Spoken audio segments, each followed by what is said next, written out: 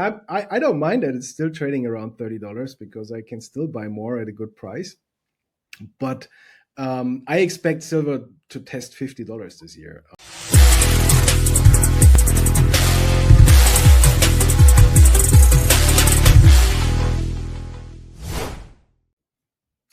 Welcome back to Metals and Miners. I'm its founder and its host, Gary Bohm.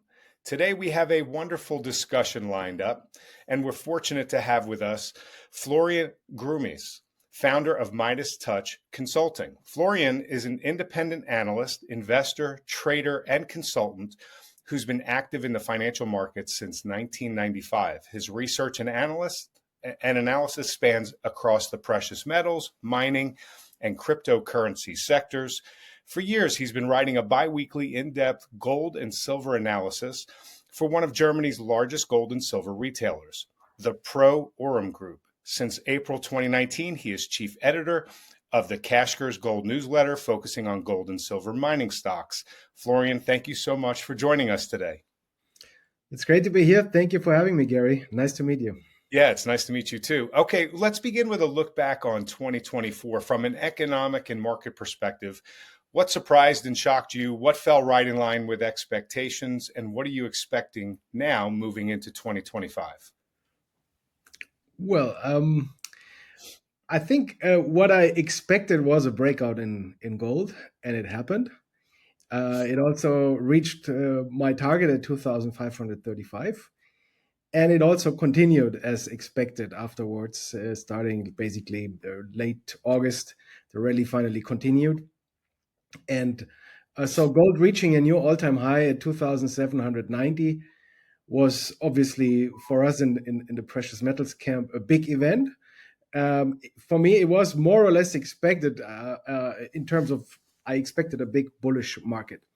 What was surprising probably was the constant fear among investors while markets were moving higher and higher. So, I mean, stock market also did really well. In the end of the day, Bitcoin did also really well. Everything went up nicely overall. But whenever I met investors, whenever I was on a show, whenever I talked to people, it always felt like the end of the world is around the corner. And so that probably was one of the important, like, wall of worry, right? Like people have been too afraid of understanding that this cracker boom, which is the overall theme that I believe we are in for years already and will continue for the next few years. This is, in the end of the day, pushing prices higher, and people are just spooked by the volatility, which we had obviously last year. But overall, Trump election didn't came as a surprise in the end of the day. But how everything unfolded was a surprise for sure. And overall, it was a good year for the markets. It was a good year for investors.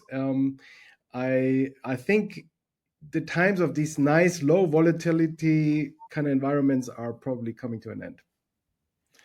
So, from a crack up boom standpoint, are you comparing this time frame to the mid 1990s and the roaring 1920s? Yeah, a little bit. I think that's there are some similarities. I mean, we all know that they are kicking the can down the road every time, every year, every election. It's always the same. So whether Trump and Musk will be able to solve these huge issues is rather questionable.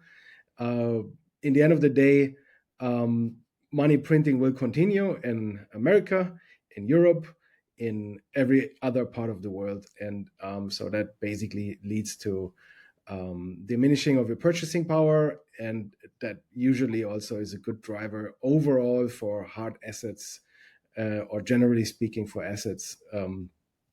So, of course, the story from the 1990s and the 1920s is a bit different. But again, in the end of the day, the underlying factor is expanding of the balance sheets of the central banks, printing money whenever there would be a healthy, painful correction, a bear market, so to speak, for maybe even longer than just a few months. The central bankers step in and basically make sure that the markets continue higher. So you're expecting more of that in the event that the market does drop 10, 15 points or more. You expect the Fed to jump back in with helicopter money of some kind, and you're expecting this crack up boom to continue. We've had 2 straight years of 20+% returns in the markets, which hasn't happened in decades. You're expecting the same thing now, a third straight year. I'm not sure if it's going to be in the end of the year such a good result, but I think overall the market will still move higher. I assume that it will be rather volatile and at some point really scary, probably. But as you rightly pointed out, I mean, whenever there was an issue in the last few decades, basically, the central bankers stepped in. And we learned in 2023, when there was an US bank run, that they stepped in over one weekend and created like 400 billion base money out of nothing in one weekend. So we know that they will come to rescue rather quickly. And just the last few weeks, I mean, now stocks have nicely bounced over the last 2, 3 days, or let's say since Monday this week. But the beginning of this year, the first 2 weeks, I mean, people freaked out already, and like just for a 5% pullback. And it feels like everybody is on 100x leverage here, and is like constantly spooked and afraid. Uh, uh, but again, I mean, a fiat money system constantly needs expansion of the credit of the fiat money, basically, and I think that will continue overall. And it wouldn't be surprised that at some point some of the asset classes really go vertical. Like that might be around the corner for the next few years. Yeah. From a liquidity standpoint, like you were talking about back in 2023, creating that money out of thin air, there's a debt wall that needs to be refinanced in the U.S. Some are saying it's as much as 9.5 trillion, and then there's another 2 to 3 trillion in fresh deficit spending. So you're talking 11, 12 trillion dollars. With that on tap, are they going to be compromised in the event of an emergency situation? Yeah, that's the obviously interesting question and the elephant in the room at some point. How far can they go? I mean, yes, we had rising inflation over the last few years, and the market basically demanded higher interest rates. It was not only the Fed themselves, but it was also the market that demanded higher interest rates. But then again, if you look at all the other countries, I mean, China is in deep problems. You don't want to invest your money over there. Europe is also in a dire shape. I mean, Germany is in a recession. And there is still so much money on the sidelines, like fiat money on the sidelines overall on this planet. And if you live in a country like, let's say, I just pick some randomly, like Turkey, Bulgaria, South Africa, whatever, you don't invest in your own currency because the currency is so weak against the dollar. Even though the dollar is weak, your currency is weaker. So all these, if you're a rich guy in one of those countries, your goal most of the time is to find a way to invest in the US stock market or to invest in US treasuries, because you have the benefit of a stronger currency than your own, and the stock markets is in an uptrend. And when it comes to the bonds, I mean, 4 to 5% is a good yield for many people. So don't forget this. I understand it, and of course, in an extreme case, I think the Fed would step in themselves as the buyer of the ultimate buyer, right? But again, there is a lot of money floating around the planet that is looking to come to the US. So, and now even with this strong new government around Trump, most likely there will be even more inflows. So I wouldn't underestimate that. Yeah. So, Florian, inflation has now been above the Fed's made up 2% CPI target since April of 2021. That's 45 months and counting. Will they be able to get this inflation genie back in the bottle to their 2% target, or is it going to just be higher for longer? There's no choice here. Yeah, I think higher for longer is the right description here. I mean, if Trump comes with his tariffs, inflation could quickly move higher as well. If there's more geopolitical tensions again, during a Trump administration, inflation would also move higher again. Of course, on the other hand, you have AI, you have the technological progress, which is always pressuring prices lower overall. And you have demographics, which are also not very favorable. So it will continue that fight between inflation and deflation. And when I spoke about volatility in the beginning, I mean exactly that. That at some point we have and can see these deflationary shocks during the year, and then central bankers react, and then you have an inflationary shock rather quickly again. So it's going to be a roller coaster, and I overall I think inflation will stay at these levels or move higher again. Yeah. That sounds very similar to what Felix Zulauf has spoken about, the decade of roller coasters. Yeah. So for all of 2024, the price of oil was lower, creating basically a tax cut for the consumer.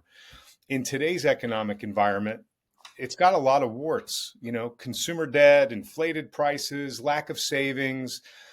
There just seems to be a lot of risks that would be present if there were higher oil prices. And oil prices have been rising now for quite a bit for the last several weeks. I believe it's as much as $12 a barrel that oil has risen. It did touch over $80 the other day. It's come back a couple of bucks. But also, outgoing President Biden, he slapped additional harsh tariffs on Russia and their oil. So are Biden's farewell Russian oil sanctions and the rising oil prices that we're seeing, are they a big deal for the economy? At this point, I don't think it's a big deal. But if this continues, then it can become a deal, of course. I mean, these sanctions been stupid from the beginning. Like if you wanted to hurt the Russians, you would need to make sure that the whole world basically is flooded with oil, because then the price would dramatically go lower, and that would create a fall in revenues for the Russians, and that's how you would be able to hurt them, but not with sanctions. And basically, I mean, these sanctions have contributed to the inflation we just talked about tremendously. So, Yeah. Yeah, and to your point, it's not like the sanctions are preventing Russian oil from getting to the market. They're just finding a third party to sell through, whether that be China or India or somebody else. Exactly. So it didn't make sense at all, but this is like typical work or results that you get from politicians who have no clue about economics and markets. So the best would be a free market for oil, lots of competition, lots of producers, and everybody is basically pushing its oil to the market. Then the prices would go lower, and that would help most of the consumers, obviously, and would create more problems for the Russians. So exactly the opposite has happened over the last few years. So look, I mean, oil has been consolidating, kind of like correcting over the last few years. The 65-ish kind of level has held so far. It managed to break through an uptrend, a downtrend level over the last few weeks. So Yeah. it looks rather bullish, I would say, or promising, especially also because sentiment has been very bad. So I wouldn't be surprised if this continues to move higher, but it certainly will play a big role what on the geopolitical front is going to happen next. We know that China has big problems, so they are certainly not going to be an aggressive buyer here. But simply from a contrarian perspective, I mean, oil looked pretty good a few weeks ago. And the truth is that I think the incoming administration is pretty focused on refilling the SPR. Right. So maybe the market is front running that a little bit. That's a good point, and might be true too. Yes. So, Florian, in an interview after being chosen as President Trump's Secretary of the Treasury, Scott Bessent, he said that he sees a coming global economic reordering and that he wants to be a part of it. It might have something to do with the fact that interest on federal debt is now higher than the defense budget and on track to surpass Social Security to become the government's biggest expense, and that the U.S. could be approaching a breaking point with that. The Fed can't drastically lower interest rates back down to the zero bound like they did largely post 2008 and the great financial crisis to get those interest payments lower and more manageable, or they risk basically a massive inflationary wave if they lower the interest rates too low. So what do you see as this global economic reordering that new Treasury Secretary Bessent was speaking about? And what do you see as the potential ramifications of that? Well, I think it's more like the fact that with Trump and I mentioned Musk again. He obviously is not being elected, but he seems to be part of the team of Mr. Trump. And Mr. Trump has put together quite an impressive team with quite a lot of skilled people. And if you go back in history, that has rarely been the case over the last few decades. It's been mostly politicians who basically spent their whole life in politics, kind of like fighting their way higher in a political career, which means you don't have any idea about how markets working. You never proven yourself in the free economy, but you've been just basically playing within the apparatus of politics, right? So I think that's what the main point or difference here is that he's referring to, that with Trump, a successful entrepreneur takes over, and the decisions and the decision-making process probably will be much more efficient and faster. And Trump is also behaving already a little bit like a king. You've seen that many of the big, rather left-wing kind of tech CEOs showed up already at his headquarters, even bringing money like a donation for the inauguration. It's an unbelievable shift that we've seen over the last few days and weeks. That is true. Mark Zuckerberg came out and banned censorships on Facebook, and it's pretty cool, pretty impressive, pretty amazing. And I think that's the direction we're going now. And remember, if you just get rid of a bit of bureaucracy and open up the markets, the free markets, immediately the intelligence of people kicks in, because in a free market with freedom, people will strive. They want to develop something. They want to create something to make their lives better. Each one of us in the end of the day. And if you give them the ability and the freedom to do it, the whole country will profit and the whole economy will profit. And that might also create more momentum for most of the Western countries on this planet. So there is certainly a momentum possible that is coming out of this. And then, of course, if you look at these groundbreaking inventions by Mr. Musk over the years, and he's certainly pushing and continuing. I saw today a video where he showed that with his rockets, you can now travel somewhere in the future, like with 30 minutes from Paris to New York. They are working on really big ideas and very futuristic, and you have to be bullish on the future if you see these kind of things. And I think that's what he's referring to with his statement, that there's now people in power that are actually forward looking, that are great entrepreneurs, that are great inventors as well. And tech is still mainly coming from US. It's leading the world, it's eating the world, and the power is tremendous. And it will continue. And with AI and robotics and all these kind of things around the corner, you can certainly make the case that we're in for a few crazy boom years. So let's stay right here on the big tech for a moment. So free cash flow margins for the top 10 S&P 500 stocks have averaged a record 27% this decade. By comparison, in the 2010s, the top 10 companies averaged free cash flow margins of 22%, so 5% lower. In the 2000s and the 1990s, free cash flow margins were 15% and 10%. So they're 27% today. So as of Q3 2024, Apple, Nvidia, and Microsoft, their free cash flow margins are 25%, 48%, and 29% respectively. The stocks now account for a record 20% of the S&P 500 market value. Big tech is clearly producing cash like never before, but can they keep carrying this level of weight? Yeah, that's a good question. I mean, yeah, I might add that. I mean, I think the market capitalization of the American stock market is roughly 40 or even 50% of the whole planet's market cap, right? So, and then the American market cap is based on those few tech stocks primarily, right? So, I mean, it's crazy concentrated. It's certainly not healthy.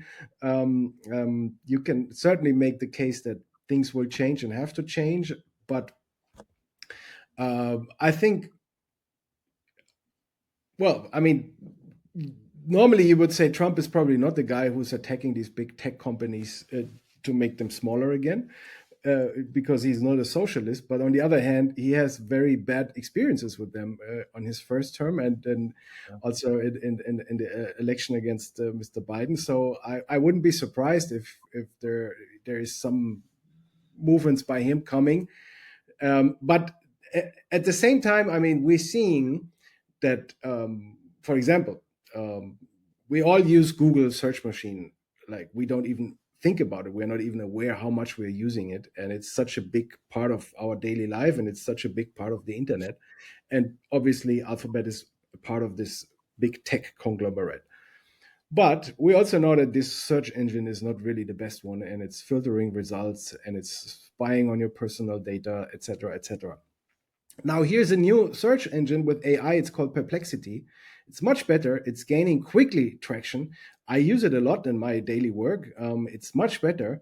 And I wouldn't be surprised if you just see from these developments that, yeah, some of those big tech companies simply losing their power because there's better technologies coming up by new companies, by smaller, more agile companies.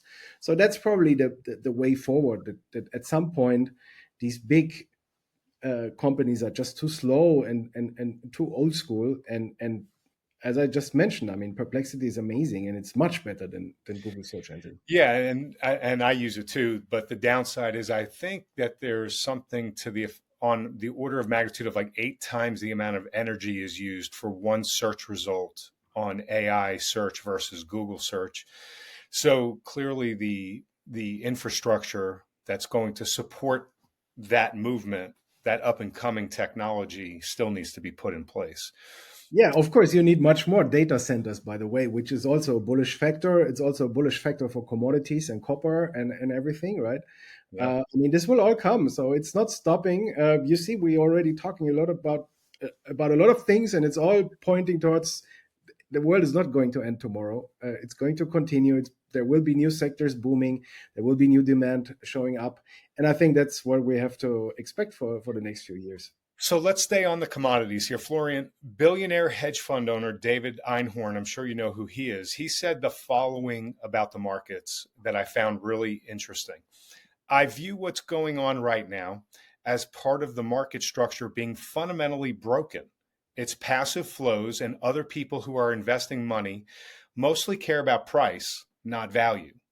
They don't have an opinion about value. And so things become untethered from their actual value. And that creates a fundamental risky situation. Many of these companies are trading for far more than they conceivably be worth. And it does seem that over some probably long period of time, or maybe much sooner than everybody expects, things eventually tend to revert towards value. So here's my question. If things do revert to value, as David Einhorn suggests that they will, what do you see happening to the precious metals and the miners in that kind of a landscape? Well, in that kind of landscape, you would obviously expect them to rally much higher. I mean, gold seems to be fair valued here, more or less, while the mining stocks are tremendously undervalued. And at some point, obviously, the expectation is to see a furious and violent and fast catch-up rally from the mining stocks. So far, it's not really happening. You had to be a really good stock picker in the mining sector over the last few years. There have been some companies that have done tremendously well, Mhm. but on average, most of especially the smaller companies, the juniors, the explorers, the developers, it's been a nightmare.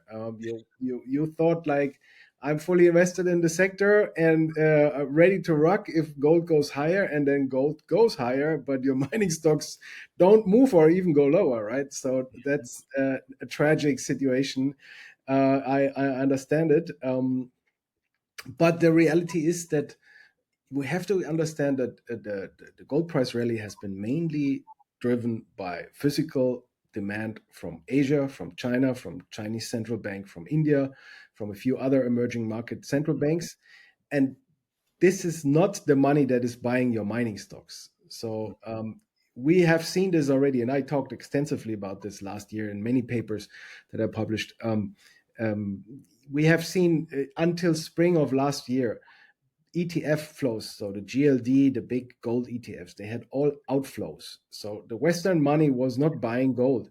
It was clearly driven by Asia. And this has only slightly changed today, that we've seen some inflows, but it's certainly not enough to drive the whole sector. So the Western investor is still not there, which gives us the potential for them to show up later in this rally at some point. But you need them to buy your American and Canadian mining stocks, right?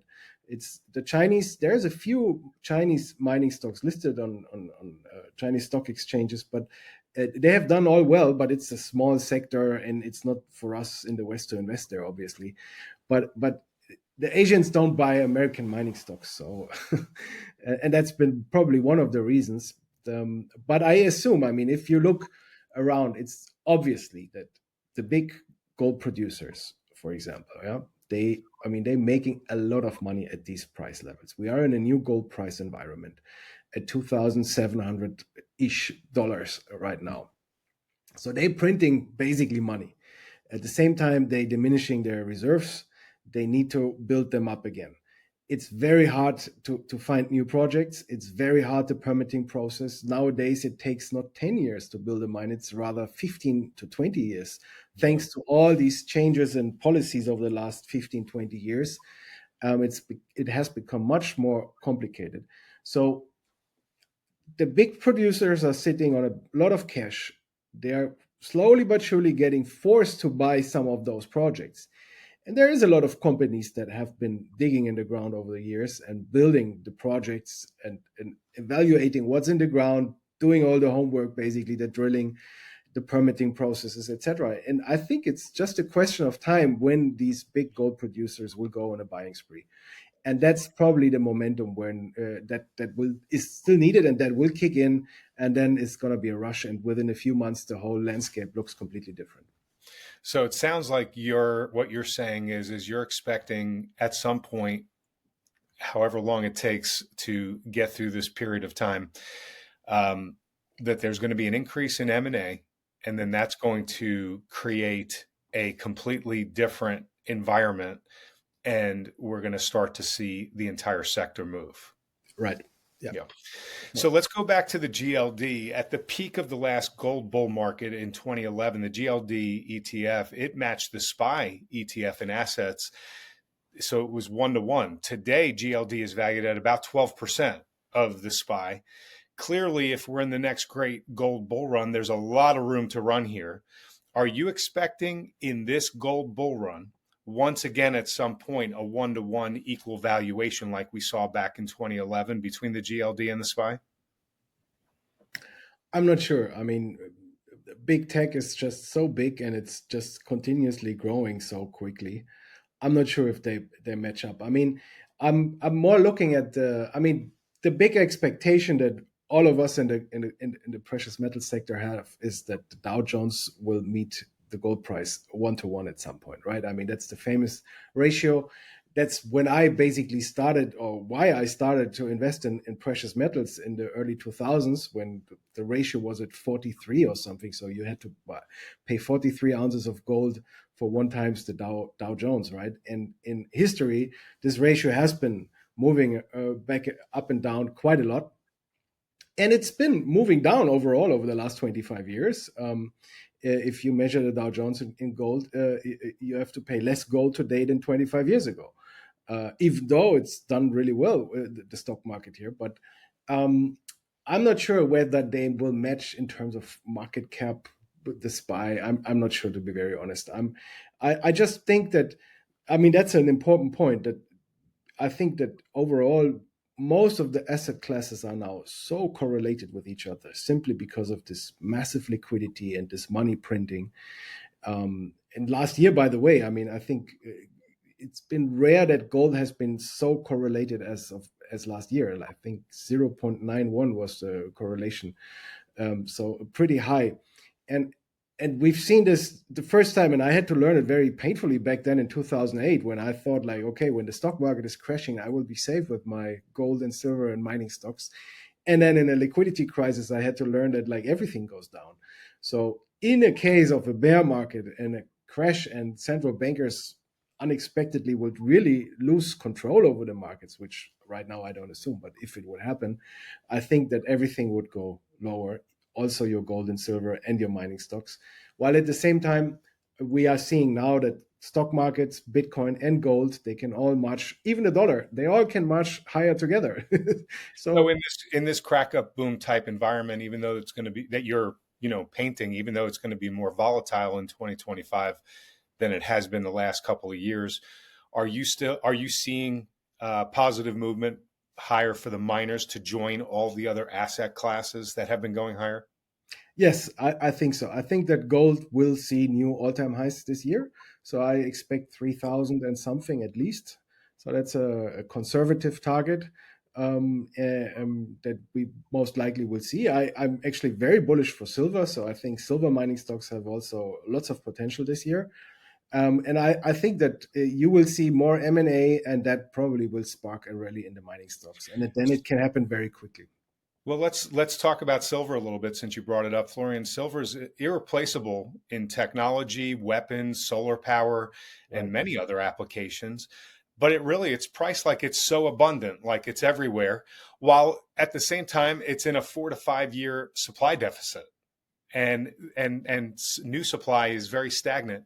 It just really feels delusional in many ways, the way it's priced. What is the price pathway that you see for silver in 2025? So, look, I mean, I don't mind that it's still trading around $30 because I can still buy more at a good price. But I expect silver to test $50 this year. I agree with you. Silver has been in a deficit for the last 4 years.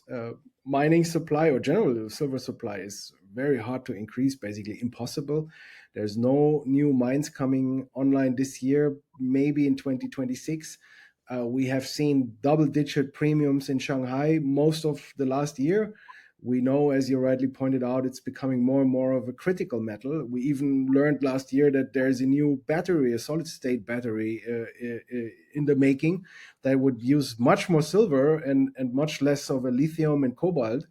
And all these things will contribute to making silver more expensive over the coming years. Um, Technically speaking, silver has been trading between 20-ish and 30-ish dollars since the COVID crash, and then this crazy recovery. First, it got hammered down to $12, and then it rallied to $30 a few months later. And since then, since the summer of 2020, it's been basically trading sideways between 20-ish and 30-ish. And last year, it managed to break out of this range for the first time, and it rallied to 34.89. That was the high of the year. It came back down slightly below 30. Classic bear trap. Looked like it will now crash to 26. Everybody was bearish a month ago, and here we are back above 30. If it manages to break out of this range sustainably above 30 and then continues to take out 35, yeah, I think the path is cleared towards the all-time highs around $50. And you know that silver usually or always shows up late to the party. So the rally in gold is going on for more than 2.5 years already. I think there's So some resistance around 38, isn't there? yes, I mean, there is certain layers of resistance, but I think once it takes out the last year's high at 34.89, the $50 will act as a magnet, right? Interesting. I think that's what's going to happen. And we know that silver can have a crazy rally within just a few weeks. Yeah. So it always comes late. We know that seasonality wise, until, let's say, spring, late spring, early summer, precious metals have a good season, are well supported, and silver will show up, and it will show up dramatically. Maybe even just a few weeks, but that might be enough to spike to $50. So I described the summer of 2020. Remember back then, from 20 to 30, I think it took less than 7 or 6 weeks. So it's possible that silver can have these 50% rises in a very short period of time. Yeah. And so I'm bullish. I think silver has to catch up. The mining stocks have also to catch up during this year. It looks pretty good. There's nothing to worry right around the corner at the moment. Otherwise, I would tell you. So, Florian, if you had to go long one asset class for all of 2025, you couldn't sell until December 31st, 2025. What asset class would it be and why? Okay, that's a good question. Because I'm really more of a in and out kind of guy. So I like to time markets, and I also enjoy time at the sidelines, especially in the summer. Like I don't want to hear anything about the markets for a few weeks. And that's usually the time where you don't need to be invested. But well, I mean, the easiest pick probably is gold, because it most likely will just march higher. Physical gold, you can always keep. There's nothing to worry about. I think I would. Well, I think I would buy physical gold and just hold it until the end of the year. Yeah. Okay, interesting.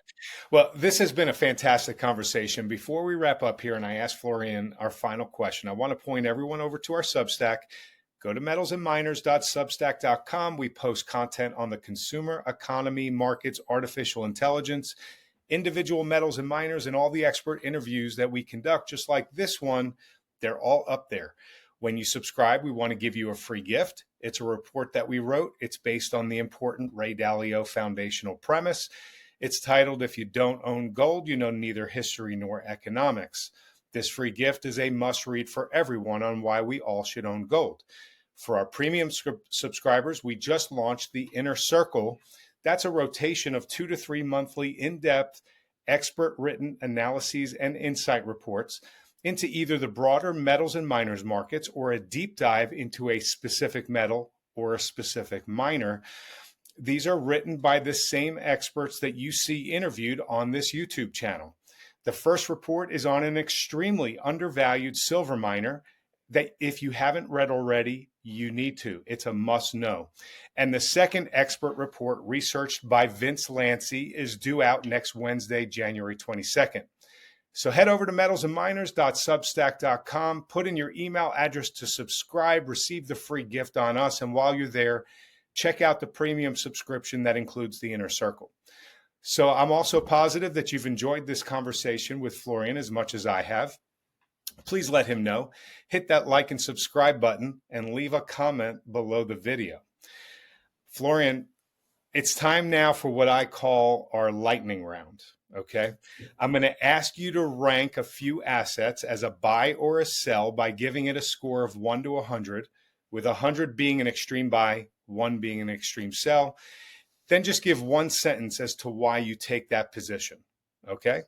Okay. All right. So on a scale of 1 to 100, right now, is gold a buy or a sell? 70. I mean, it's already had a very nice rally over the last few years. Obviously, it's not cheap anymore.